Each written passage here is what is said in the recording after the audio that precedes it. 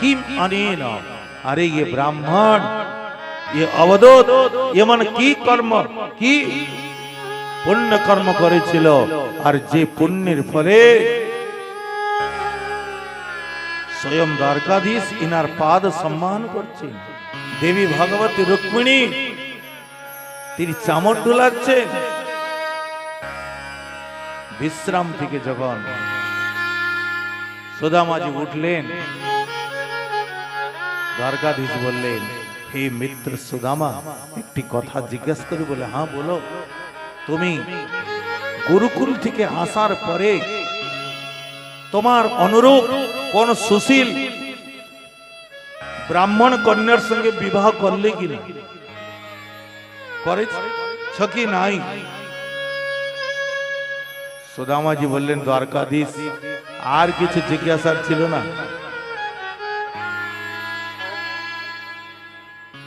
দ্বারকাধীশ বললেন কি, সুদামা, তোমার চিত্ত সর্বদা সংসার থেকে উদাসীন থাকতো, বিরক্ত থাকতো, তাই জানতে চাই কি গৃহস্থ ধর্ম অঙ্গীকার করলে অথবা সন্ন্যাসী হয়ে গেলে?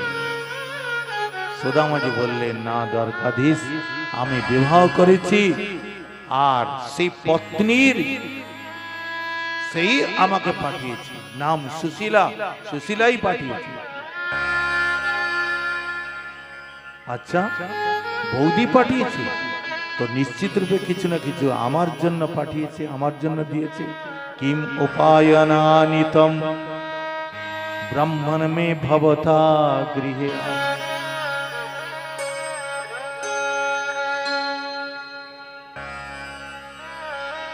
হে ব্রাহ্মণ, কি উপায়ন, কি ভেট এনেছো আমার জন্য, বলো,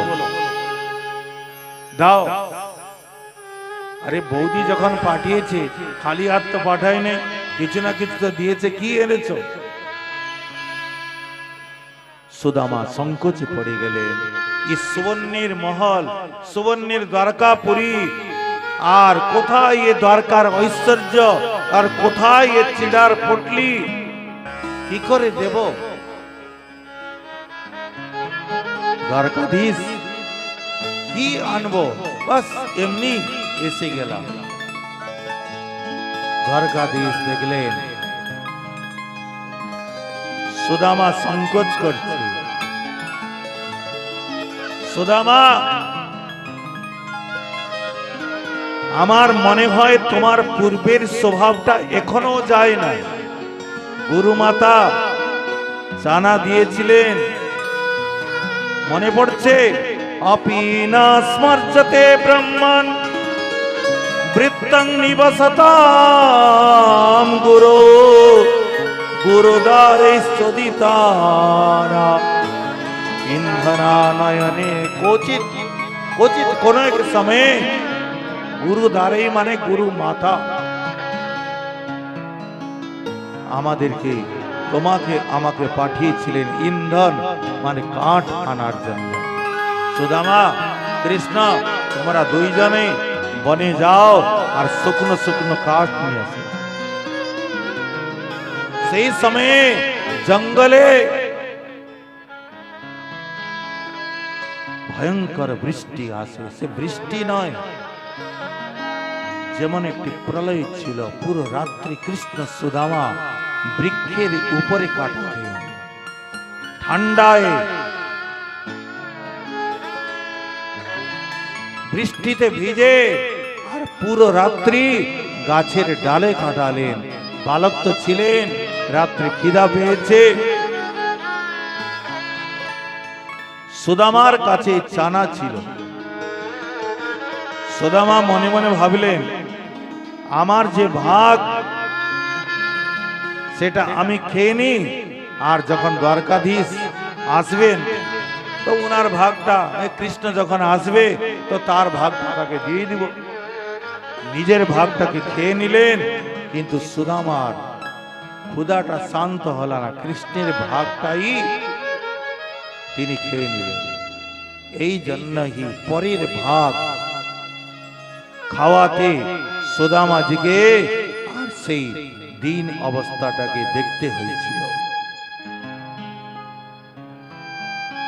যখন দ্বারকাধীশ কথা বললেন, সুদামাজি একটু লজ্জিত হলেন, বললেন দ্বারকাধীশ আমার সব কথা মনে আছে, জানো যখন রাত্রে আমরা ফিরি নাই, গুরুদেব বহু চিন্তায় পড়ে গেলেন। প্রাতকাল ভোরবেলা শিষ্যগণকে নিয়ে সেখানে পৌঁছেছেন। আমাদেরকে সেই অবস্থায় দেখে গুরু সন্দীপনী বলছেন, হে কৃষ্ণ, হে সুদামা, প্রত্যেক ব্যক্তির দেহ অত্যন্ত প্রিয়, কিন্তু তোমরা আমার সেবার জন্য এই দেহেরও ভ্রুক্ষেপ করলে না। হে কৃষ্ণ, হে সুদামা, এইটাই সৎ শিষ্যের লক্ষণ পরিচয়। নিজের বলে যা কিছু আছে সব কিছু দিয়ে, দেহ দিয়ে গুরুদেবের সেবা করা।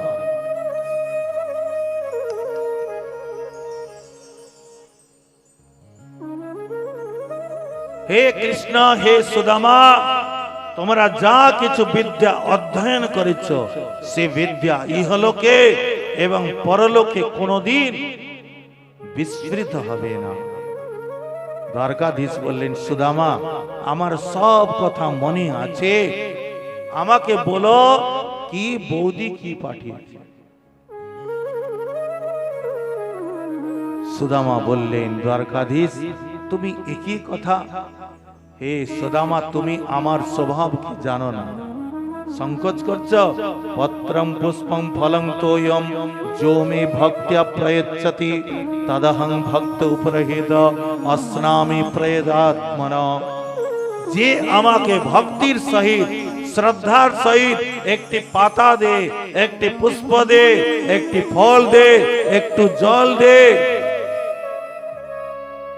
তার ভক্তির নৈবেদ্যকে আমি অস্নামি ভোজন করি, গ্রহণ করি না, ভোজন করি। অনু অপি উপাহৃতং ভক্তি প্রেমনা ভূর্জিমবে ভবেৎ। আমার ভক্তির যে অণুমাত্র বস্তু সে আমাকে বৃহৎ করে লাগে, আর অভক্তির যে বৃহৎ বস্তু সে আমাকে সন্তুষ্ট করতে পারে না।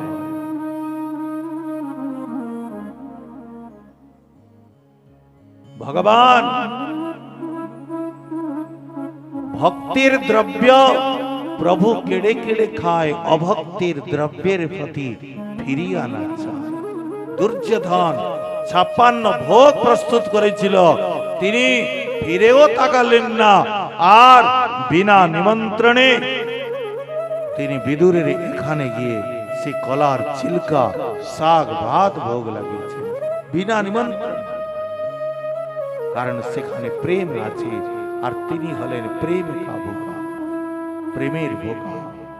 কিন্তু এত কিছু বলার পরেও সুদামাজি চিরার পুটলি খেয়ে দিলেন না।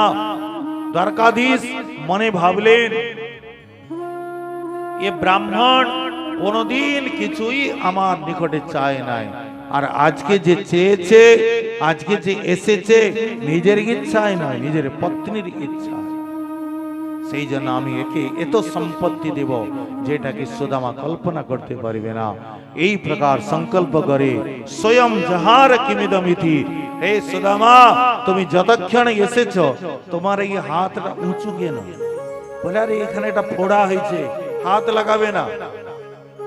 ভগবান স্বয়ং যাহার নিজেই চিড়ার পুটলিটাকে নিয়ে নিলেন, আর যেই খুলেছেন, হে সুদামা তুমি কি এনেছো? ये तो हमारा अत्यंत प्रिय वस्तु। इति मुष्टिम सक्री जग्धा द्वितीयाम जग्दुमाददे तावश्री जगृहेर हस्तम तत्परा परमेष्टिना। मुष्टिम सकृत एक मुष्टि द्वारकाधीश के लिए, द्वितीयाम जगदुम आददे দ্বিতীয় মুষ্টি আবার খাবার জন্য যে উদ্যত হয়েছেন তাবৎ শ্রী জগগৃহের হস্ত রুক্মিণী হাত ধরে ফেললেন। আরে প্রভু বাস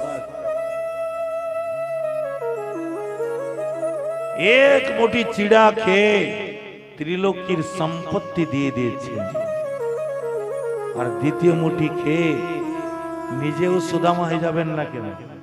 হয়ে যাবেন নাকি? দ্বিতীয় ভাব ভক্তির উপহার, সবাইকে তো একটু মিলা উচিত। তৃতীয় ভাব চিড়াগুলো কাঁচা আছে, পেটে ব্যথা উৎপন্ন করতে পারে। সুদামাজিও জানেন না দ্বারকাধীশ কি দিলেন। সেই রাত্রি সুদামা দ্বারকাপুরে বিশ্রাম করলেন। প্রাতকাল বললেন, দ্বারকাধীশ আমি আসি। ঠিক আছে সুদামা, সাবধানে যেও। সুদামাজির মনে যদি কোন প্রকার কোন ইচ্ছা আকাঙ্ক্ষা থাকতো, ইচ্ছা যখন পূর্ণ হয় না ক্রোধ এসে যায়। কামাত ক্রোধ ভি জায়তে, কামনা যখন পূর্ণ হয় না ক্রোধ উৎপন্ন হয়। কিন্তু সুদামাজিকে ক্রোধ আসে না। সুদামাজি মনে মনে ভাবছেন, এই যে দ্বারকাধীশ আমাকে কিছু সম্পত্তি দিলেন না, এটা দ্বারকাধীশের কৃপা। অধোনয়ং ধরং প্রাপ্য মুদ্দন্নচম নমং স্মরেত। ये निर्धन ब्राह्मण धन प्राप्ति करे, আমাকে ভুলে না যায়, এই জন্য হি ये দ্বারকাধীশ কৃপা করে আমাকে সম্পত্তি দেন না। এটাও দ্বারকা। এই ভক্তের লক্ষণ প্রত্যেক পরিস্থিতিতে যে ভগবানের কৃপাকে অনুভব করে। কিন্তু যখন শ্রী সুদামা নিজের সুদামা পুরীতে পৌঁছালেন, চমকে উঠলেন। ये কি?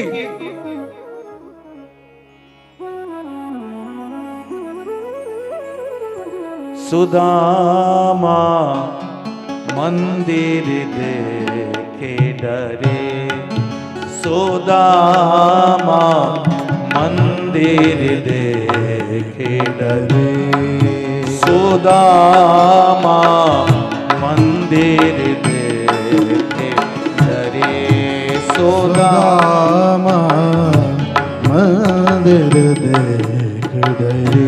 यहाँ तो हकी मेरी छोटी सी झुपड़िया, यहाँ तो हकी मेरी छोटी सी झुपड़िया, यहाँ तो हकी मेरी छोटी सी झुपड़िया, यहाँ तो हकी मेरी छोटी सी झुपड़िया। अब कंचन महल खड़े, सुदामा कंचन महल खड़े, सुदामा मंदिर देखे डरे, सुदामा मंदिर देख डरे, सुदामा मंदिर देखे डरे,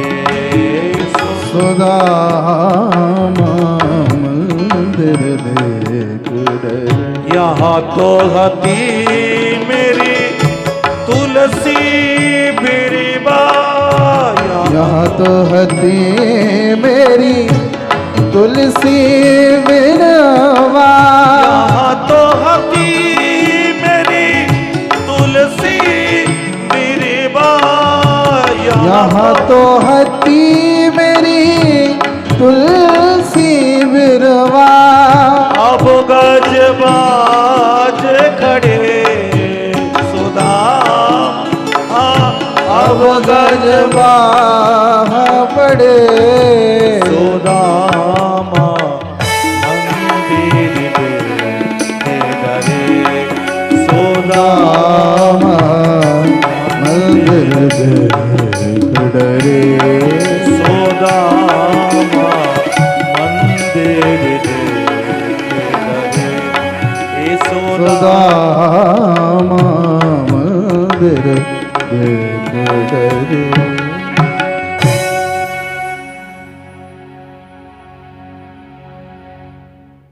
সুদামাজি মহারাজ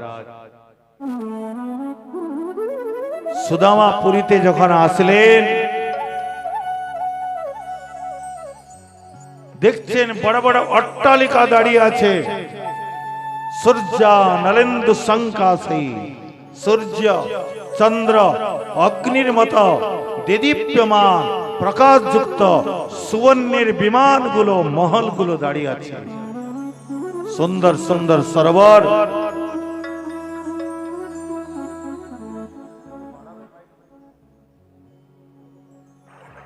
তাতে রাজহংস ক্রীড়া করছে।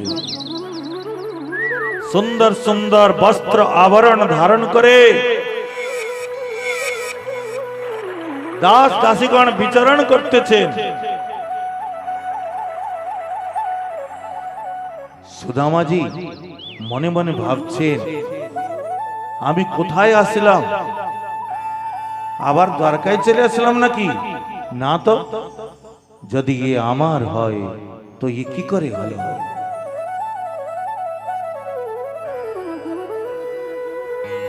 আর এদিকে পথিমাগত্যমাকন্য পত্নী উদ্ধর্ষতি সম্ভ্রমা তুন্নম করে রূপিণী শ্রীদেবালয়াৎ।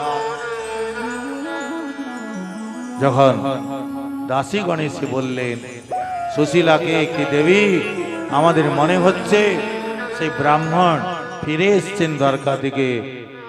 একথা শুনে পত্নী সুশীলা নানা প্রকার বস্ত্র আবরণে আভূষিত হয়ে, আর তিনি নানা প্রকার মাঙ্গলিক বস্তু নিয়ে সুদামাজিকে অভ্যর্থনা করার জন্য যখন আসছেন, পত্নী বিক্ষম বিস্ফুরন্তিম, যেমন কমল বল থেকে লক্ষ্মী চলে আসছেন, পত্নীর শোভাকে দেখে ও সুদামাজি আশ্চর্য পড়ে গেলেন। ये भगवान द्वारकाधीशेर दीन बंधु लीला। भगवान के सुदामा केवल 4 मुठी चिड़ा अर्पण करेছিলেন, আর ভগবান ত্রিলোকীর সম্পত্তি। ভগবান বলছেন, আমি হলাম বিরাট পুরুষ, আমি হলাম সহস্রবাহু। হরি ওম মা সহস্র শিরকা পুরুষ সহস্রাক্ষ সহস্রপাত। উনার হাজার হাজার নেত্র, হাজার হাজার চরণ, হাজার হাজার হাত। আপনি যখন 2 হাতে গোবিন্দকে কিছু অর্পণ করিবেন, প্রভু তোদিয়ম বস্তু গোবিন্দ তোভ্যমেব শ্রম সমর্পয়ে গৃহাণ সুমুখ ভূত্বা প্রসীদ পরমেশ্বর। ভক্ত যখন কিছু গোবিন্দকে অর্পণ করে, 2 হাতে ভক্ত দে, তখন ভগবান তো কারো ঋণী থাকেন না। তখন ভগবান কি করেন, বলে এর কাছে 2টো হাত, এ 2 হাতে দিচ্ছে, আমার কাছে 1000 হাত, আমি 1000 হাত দিই।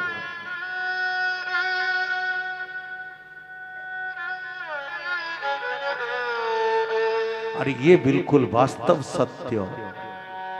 एक भक्त হয়েছেন, এই চরিত্র আপনারা শুনেছেন। রাজস্থানী बहुत प्रसिद्ध भक्त धन्ना सेठ नामे प्रसिद्धि लाभ करेছিলেন। ये धन्ना एक चाषी गृहे, कृषकेर गृहे जन्म নিয়েছিলেন। বাল্যকালে ইনি ভগবত দর্শন পেয়েছিলেন।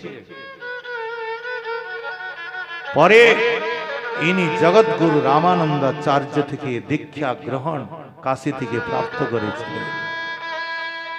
বহু সাধু সেবা করতেন। গ্রামে যদি কোনো সাধু এসে যায়, সঙ্গে সঙ্গে ঘরে ডেকে তাদের মনের মতো রাজস্থানের প্রিয় বস্তু ডাল বাটি চূরমা বানিয়ে তাদেরকে ভোজন করিয়ে দক্ষিণা দিয়ে আর প্রণামাদি করে মহারাজ আবার কৃপা করে কখন দর্শন দিবেন। আর সাধুগণ এরা জঙ্গম তীর্থ বলা হয়েছে, চলতি ফিরতি তীর্থ। তীর্থ জানেন তো? হ্যাঁ, তীর্থে আমরা যাচ্ছি, রাধাকুণ্ডে স্নান করছি, সমুদ্রে স্নান করছি, গঙ্গায় স্নান করছি। তীর্থ মানে পবিত্র, যে পবিত্র করে। ये तीर्थगण, ये अचल तीर्थ, ये तीर्थगण जलमय तीर्थगण अचल, এরা যাবেন না, এরা আসবে না, আমাদেরকে উনাদের নিকট যেতে হবে। কিন্তু সাধুগণ জঙ্গম তীর্থ, আপনাকে যেতে হবে না। হ্যাঁ, মহান্ত স্বভাব এই তারিতে পামর, নিজ কার্য নাই তবু জান তার ঘর। এরা হচ্ছে চলতি ফিরতি তীর্থ, যেখানে যান তাদেরকে ধন্য করেন, পাবন করেন। সাধুগণ যখন ভোজন করালেন ধন্যা, সাধুগণ যেখানে যেখানে যেতেন, অন্য মহাত্মাগণ দর্শন মিললে, আরে মহাগুরু ভাই দণ্ডবত দণ্ডবত, কাহা সে আ রে? হ্যাঁ, আমরা অমুক জায়গা থেকে আসছি। ও, আমরা তো ওই দিকেই যাচ্ছি। আচ্ছা, ওই দিকে এক অমুক গ্রাম পড়বে, সেই গ্রামে এক ভক্ত আছে ধন্যা ভগত, সেখানে যাবে, খুব সুন্দর সেবা করে। এই প্রকার ধীরে ধীরে ধীরে ধীরে চারদিকে ব্যাপ্ত হয়ে গেল এই সমাচার।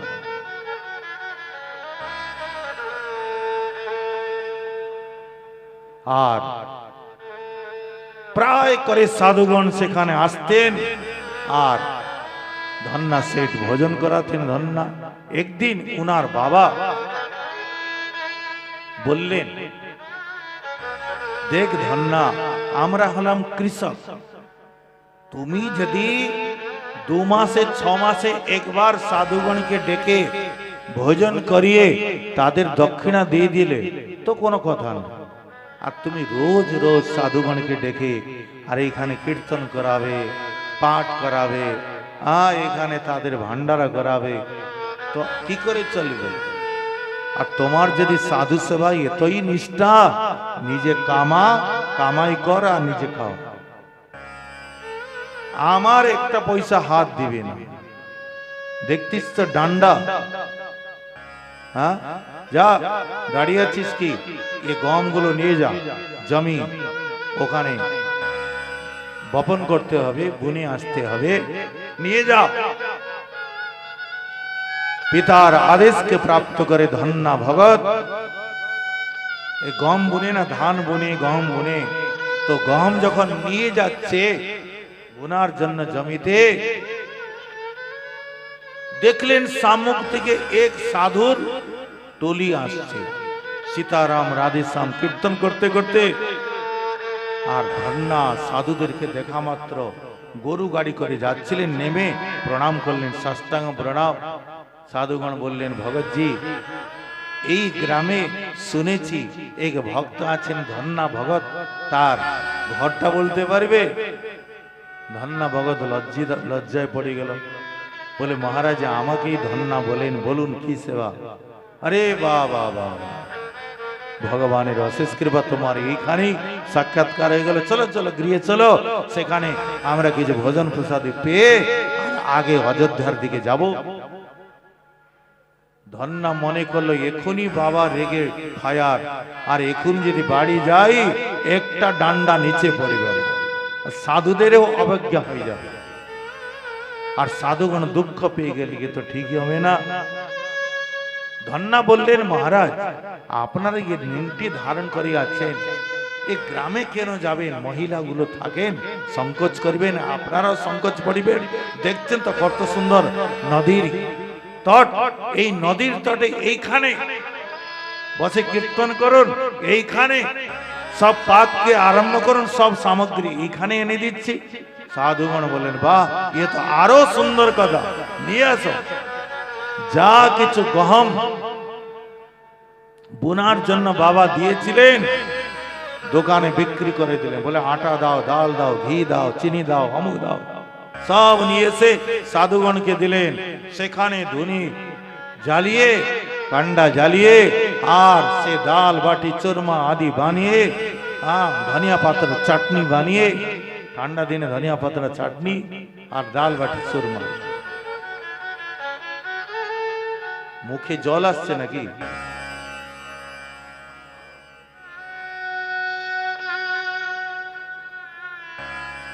সাধুগণ ভগবানের ভোগ লাগালেন আর রামকৃষ্ণ দেব কি জয়, মহাপ্রভু কি জয় জয়কারা লাগিয়ে প্রসাদ পেলেন। ধন্নাকেও প্রসাদ দিলেন পাও ভাই। আর সাধুগণ যেই প্রসাদ ভোজন হয়ে গেল, উঠলেন সীতারাম রাধেশ্যাম বলতে বলতে কীর্তন করতে করতে প্রস্থান করলেন। আর ধন্না মনে পড়লো, হে ভগবান, গহম তো বিক্রি করে দিলাম, জমিতে কি বলবো? বাবা জিজ্ঞাসা করলে কি বলবো? আরে দাতা এক রাম, ভিখারি সারি দুনিয়া। ও দাতা আছেন, তিনি দিবেন। কি করল? সেই যে বস্তাগুলো ছিল, বস্তার মধ্যে বালুগুলো ভরে নিয়ে, নদীর বালুগুলো ভরে নিয়ে বেঁধে গরু গাড়ি করে পৌঁছে গেল জমিতে। দেখছে আশেপাশে অড়োশি পড়োশি তারাও সেখানে হল চালাচ্ছে, কেউ ধান বুনছে, কেউ গম বুনছে। আর ইয়ে কি করলো? সেই বালুগুলোকে নিয়ে সীতারাম রাধেশ্যাম, সীতারাম রাধেশ্যাম, সীতারাম রাধেশ্যাম বলতে বলতে ঘন্টা ভর খুব বুনতে লাগলো। সবাই গ্রামবাসী মনে করছে গম বুনছে। ভক্তমাল খুলে দেখিবেন, কাল্পনিক কথা নয়, চমৎকার সাধু সেবার চমৎকার দেখাচ্ছেন। ঘন্টাভর বুনে ধন্না ঘরে ফিরে আসল। বাবা বললেন, কিরে গম বুনিয়ে আসলি? বলে, হ্যাঁ বাবা। ধন্না তো জানে গম তো বুনা হয় নাই, ভালোই হলো, গরু খাবে, তাকে আর বাঁচাতেও যেতে হবে না। পরের দিন সকালে সকালে ভোরে ভোরে গ্রামের কয়েকজন বৃদ্ধ বৃদ্ধ চাষি ধন্নার বাড়িতে এসেছে। আর ধন্নার সম্মুখে, তার পিতার সম্মুখে ধন্নাকে বলছেন যে, ধন্না, তুমি কাশীতে গিয়ে জগৎগুরু রামানন্দাচার্য থেকে দীক্ষা গ্রহণ করে এমন কি দিব্য মন্ত্র প্রাপ্তি করলে? বলে, কেন? আরে কালকে তুমি জমিতে গহম বুনলে আর আজকে এত বড় বড় ফসল। ধন্না ভয় হয়েছে। ধন্না মনে ভাবছে, মনে হয় এরা বুঝতে পেরেছে আমি বালু বুনেছি বলে, সেই জন্য ব্যঙ্গ করছে। তার বাবা বলছেন, কি বলছেন আপনারা? বলে, কি বলছি মানে কি, আমরা আমাদের জীবনে এই প্রকার চমৎকার দেখি নাই। কালকে সেখানে গহম বুনে আর আজকে সেখানে এত বড় বড় ফসল। তার বাবা বলছেন, কি বলছেন? বলে, সত্যি, চলুন।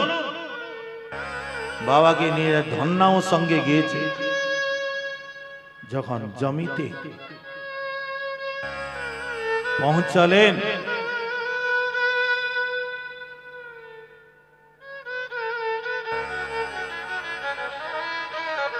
ধন্নার যিনি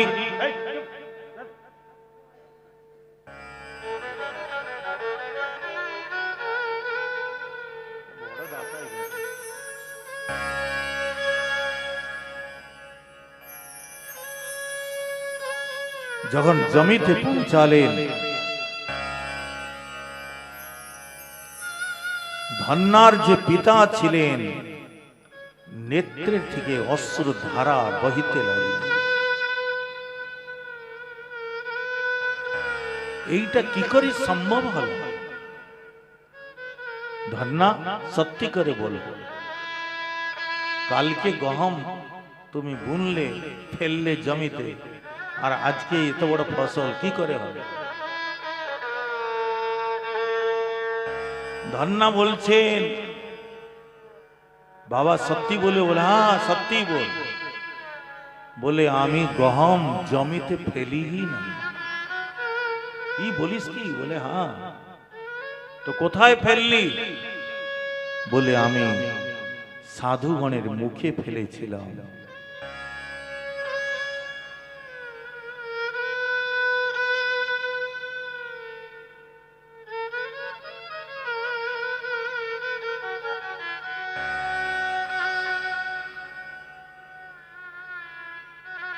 ধন্না বলছেন কি বাবা আমি সাধুগণের মুখে ফেলেছিলাম আর জমিতে উৎপন্ন হয়ে গেল।